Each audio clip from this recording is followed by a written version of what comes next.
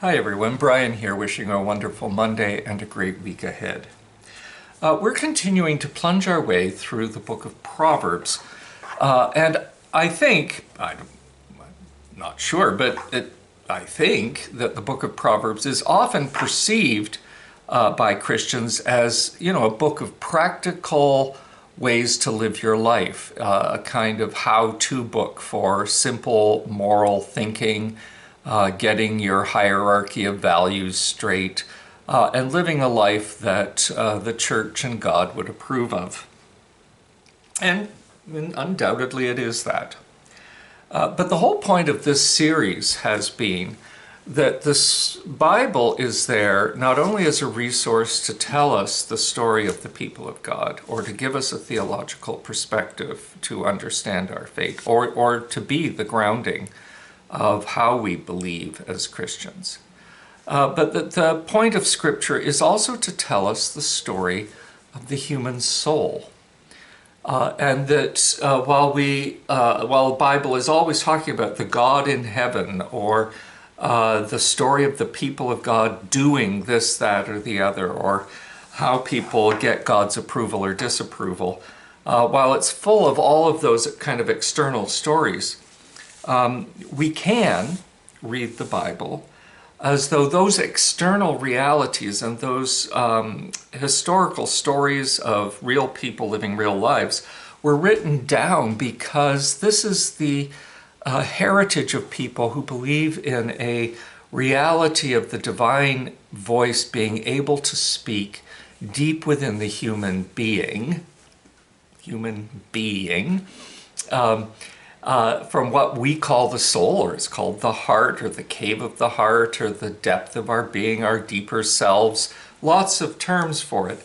But it's a place that bubbles up with insights and an enjoyment of beauty, a sense of awe, and quite often that soulful experience is perfectly ordinary, part of the normalcy of our lives, but also it can stretch out into the numinous and become something we experience in a much broader sense, and that wows us in a lot of ways. Most people experience this, but we live in a culture that has taught us to ignore it, demean it, repress it, be ashamed of it, worry that we might be psychologically ill if we take it too far and give it too much meaning.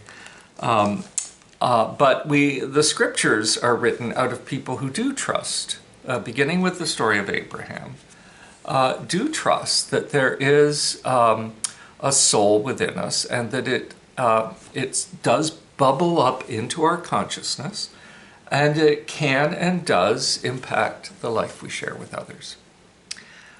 So here we are in the book of Proverbs, a place one would think you wouldn't be for this. And I'm just going to read the entirety of chapter 9 to you. Wisdom has built her house. She has hewn her 7 pillars. She has slaughtered her animals. She has mixed her wine. She has also set her table. She has sent out her servant girls. She calls from the highest places in the town. You that are simple, turn in here. Those without any sense, she says, come, eat of my bread and drink of the wine I have mixed. Lay aside immaturity and live, and walk in the way of insight. Whoever corrects a scoffer wins abuse. Whoever rebukes the wicked gets hurt. A scoffer who is rebuked will only hate you. The wise, when rebuked, will love you. Give instruction to the wise, and they will become wiser still. Teach the righteous, and they will gain in learning. The fear of the Lord is the beginning of wisdom, and the knowledge of the Holy One is insight. For by me your days will be multiplied, and years will be added to your life.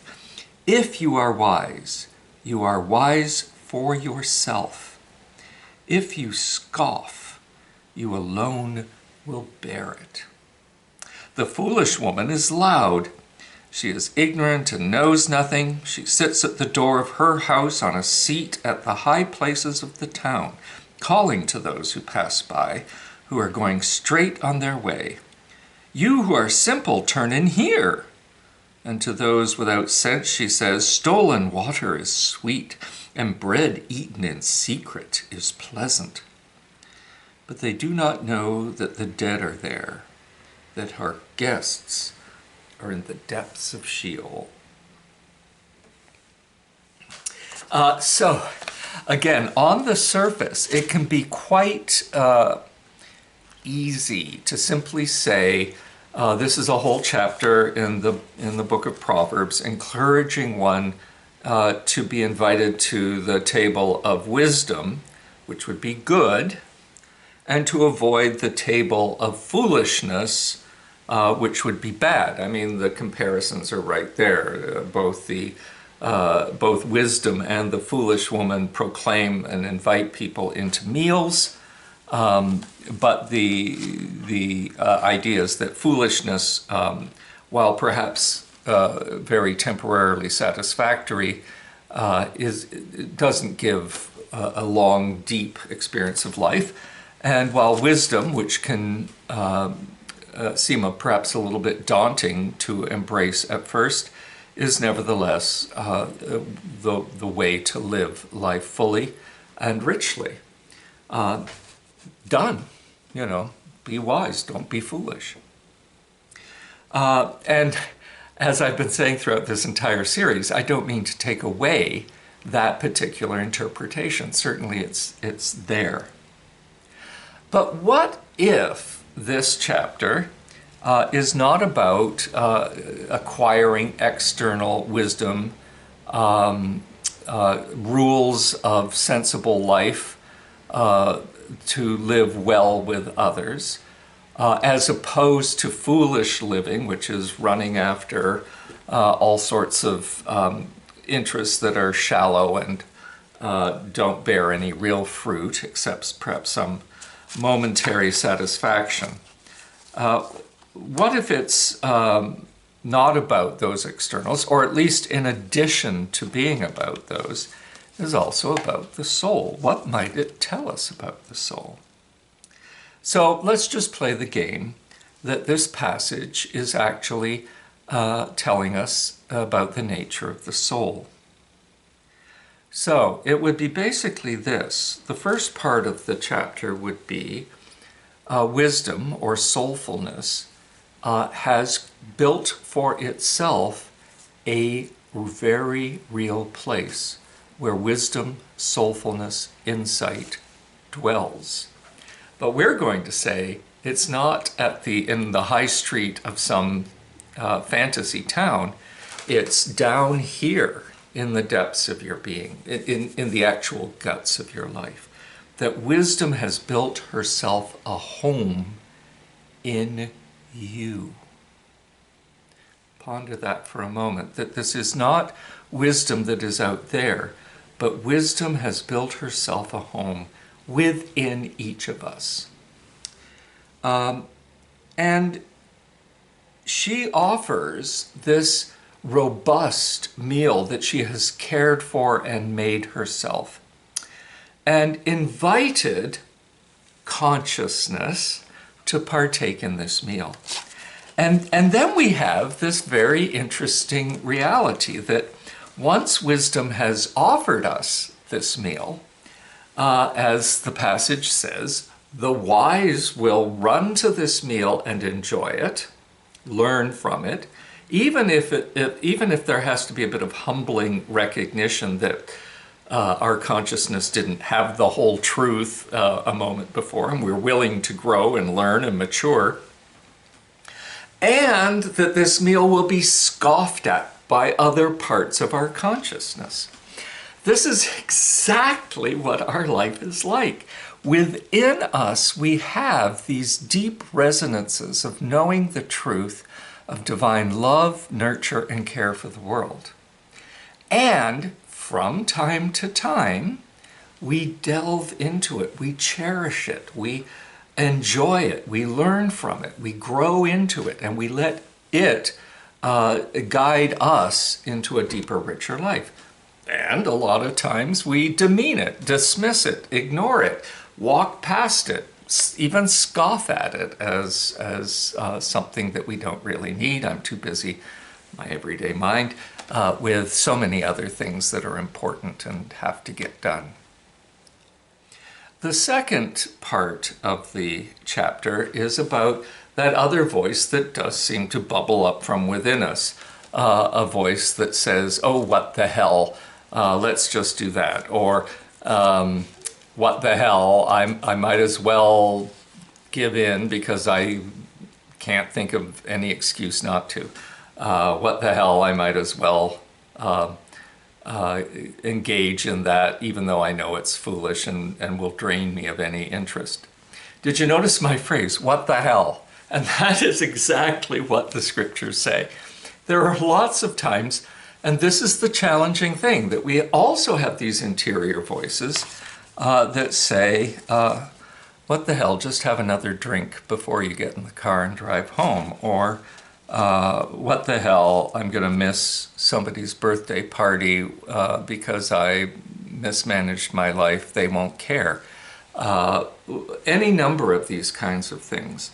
And too often when we think about the interior, listening to the interior voice, people don't trust it because it's full of all of these other kinds of things. So we're brought back right in this chapter to the reality that wisdom has built herself a home inside you. But so, of course, have a lot of foolish aspirations, hopes, desires, immediate interests, etc., like that. So the question is, how do we discern, as we're listening to the deep inner voices within us, which is the voice of wisdom and which is the voice of foolishness? And Jesus is very clear about this. By their fruits you will know them. So we know that, if I'm, I don't know, if I'm in a situation, I'm a type 2 diabetic, if I'm in a situation where somebody offers me an enormous piece of birthday cake, can I just have a couple of forkfuls and say thank you? That would be wise. Or am I going to gobble the whole thing up because I love cake? That would be foolish. So mostly we know the difference between wisdom and foolishness. A lot of the time, wisdom requires some discipline and some humility. And foolishness, most of the time, you get away with going for it. And let's face it, a lot of modern commercialism is about, go ahead, be foolish. So the discernment requires attention, but it's not that hard. So two things. I just hope you'll recognize that all of Scripture, including this sort of practical book we call the Book of Proverbs, is also a place where we can learn about the wisdom of the deep reality within us, where the voice of the divine can intermingle with our own conscious thoughts because wisdom has built herself a house there.